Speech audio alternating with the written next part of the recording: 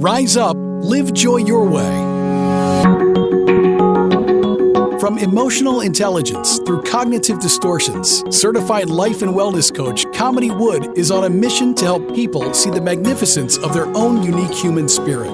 Through these small bites of self-visualization and self-confidence, you can have healthy relationships, success in business and career, and live the life you want to live. Rise up, live joy your way. Hi there, and welcome to another episode of Rise Up, Live Joy Your Way, whether it's morning, afternoon, or evening. Thank you for spending some time here with me today. So today I want to start with something that I came across recently. It's a line from a writer named Zenda Lee Williams that really stopped me because it names something that I work with pretty consistently. The gist of it was this: you don't have to understand someone's abuse experience to treat them with basic human decency. And sometimes the most powerful thing that you can say to someone is, I believe you. Now, I read that and I thought, yes, absolutely. And I also want to take you underneath it because I think most people nod at a sentence like that. They have a reaction similar to mine, but they don't still quite grasp why it's so true. Why those three words, that I believe you, land the way that they do. Why I believe you can do something that hours of advice and support and sympathy cannot do. So in this episode, it's going to be slightly different because it's not just for the survivor. It's for you, the person standing next to the survivor. You know, the friend, the partner, the sibling, the manager, the one who can see someone who you care about is hurting from a toxic or abusive relationship. And you want so desperately to help, but you're scared of saying the wrong thing. So this episode is really actually for you. So here's the good news. The most powerful thing that you can offer is truly also one of the simplest things. But to use it well, you have to understand what you're actually repairing. So I want to kind of walk us through that into the why. So let's just start with the abuse first, right? Especially narcissistic and emotional abuse. Because, actually we need to understand what it does to a person. Because it's not only the cruelty in the moment of when maybe that verbal abuse is happening, it's something quieter and more coercive that happens over time. So when someone lives inside that type of a relationship, their reality systematically gets rewritten. And they say, that hurt me. And they're told that maybe that thing never happened, or that you're remembering it wrong. Or the survivor is saying, I feel dismissed. And then they're told, well, you're just too sensitive, or you're overreacting, or you're crazy. So when they hear this over and over again, their own perceptions are constantly contradicted by the person that they feel is supposed to be closest to them. And their version of events is denied. Their feelings are reframed as flaws. Their memory is questioned until they stop trusting it. And this in and of itself is what we refer to as gaslighting. So I really want you to understand what it does on a deeper level. It doesn't just hurt someone's feelings. It actually attacks a person's relationship with themselves. It attacks the relationship with their own reality. So after enough of it, the survivor genuinely cannot tell any more of what actually happened and what didn't. They actually start asking, did that really happen? Or is it the way that I'm remembering it? Am I actually overreacting? Am I being overly sensitive?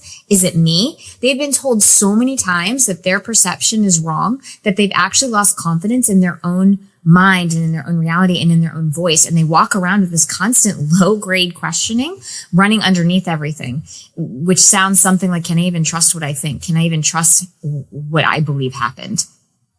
And so I just invite you to sit with how disorienting that can be, right? The instrument that we use to navigate our lives, our own perception, the way that we read a situation on what's real versus what's not, is quietly broken down by the person that you feel should be safe. And I'm not just talking in personal relationships. This can happen in the workplace too. Like, you trust the person in the workplace. You think that they're a safe person, but they're actually cutting you down. And that's why so many survivors, they carry that out of the relationship. It's not just pain. They're actually carrying a shattered self-trust, right? They actually don't know how to trust their own reality. So now I want to talk about, here's why I believe you is so powerful, because it speaks directly to that wound, right? If we're lacking self-trust and somebody says to us, I believe you, when you say that to someone whose reality has been systematically denied, you're not just being nice, you're doing repair.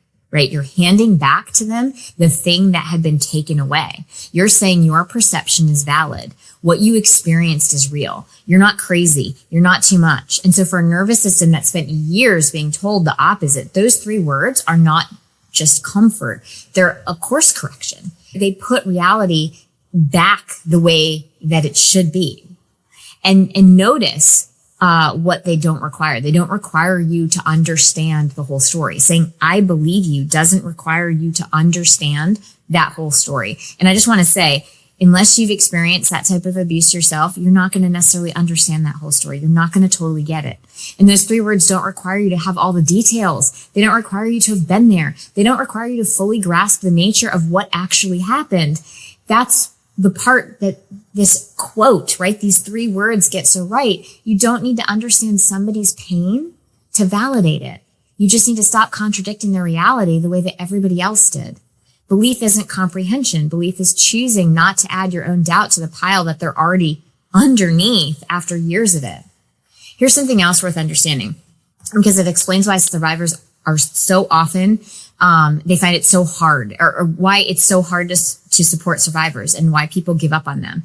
Because when a person has been gaslit for years, you don't walk back into the world trusting people, right? If you've been gaslit for years, you walk back into the world and it's really difficult to trust people. You walk in braced, you walk in guarded because you don't know who you can trust. So often survivors are going to test. They're going to test without meaning to. They mean no, they're not trying to be rude or obnoxious. They're really just trying to protect themselves. They're checking. Are you going to do what everybody else does? Are you going to minimize the story? Are you going to minimize what I'm sharing? Are you going to question it? Are you going to tell me it wasn't that bad? Are you going to ask me all of these questions, detailed questions about it in order for me to validate what I actually went through?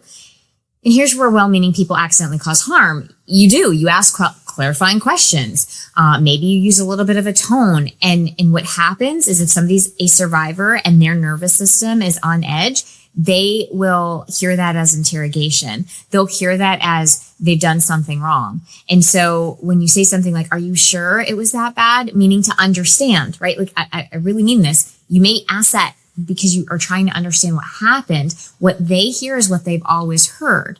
And so you offer actually the other person's perspective. You're trying to be fair. You're trying to, it almost sounds to them that this is one more person taking the abuser's side. This is one more person that's denying the reality. This is one more person telling me that I was crazy. And you aren't out there trying to wound them, but because our system is so primed for doubt, that your natural curiosity actually lands as a bit of like a betrayal, right?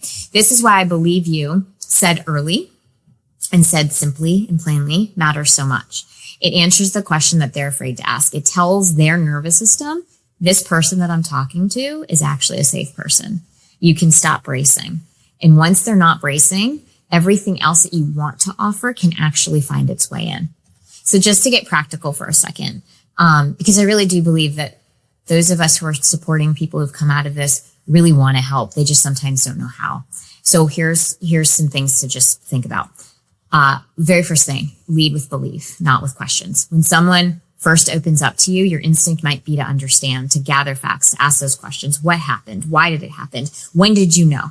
Please try to resist that from the very beginning, right? Like just from the start. I'm not saying don't ever get there, but the first thing out of your mouth really needs to be something that indicates to them that, hey, I'm on your side. I'm with you. So saying something like, I believe you, or that sounds really, really hard, or I'm so glad that you told me. Truly, you can get to the details later, but we want to open that up and provide that safety. The second thing is really try not to play devil's advocate. I know it can feel like you're being fair-minded to offer the other perspective and to say, well, maybe they didn't mean it, or have you considered this instead? When somebody is talking about being abused, the survivor, it's just important to remember that they have spent potentially years, maybe not, but they've spent time on the other end of the abuser's perspective, forced as their own. They don't need you to represent it too. So being a good friend here is not being a neutral judge. It's just being unmistakably in their corner.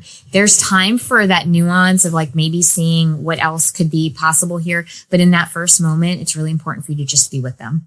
And then the third thing is to validate the experience even when we can't understand the choices, right? Like if somebody's been in a relationship for years and years, you can't understand why they stayed.